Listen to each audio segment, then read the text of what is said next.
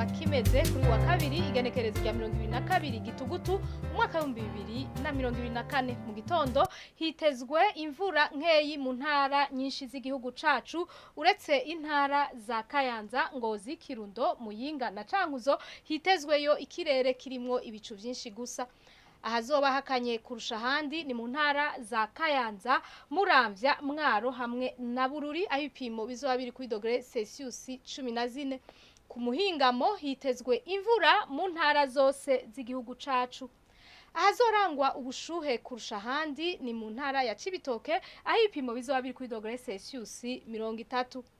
Ejo mu gitondo izuba rizoseruka igihe cy'isaha 11:41 rirenge igihe cy'isaha 11:53 zo ku mugoroba. Amakuru atekanye ikirere agarukiye ngaha mu yateguriwe n'ikigo ca Ijebu kijejwe ivy'ibirere nayo Nadia Ndayizeye nje nayabashikirije mwakoze kuyakurikira.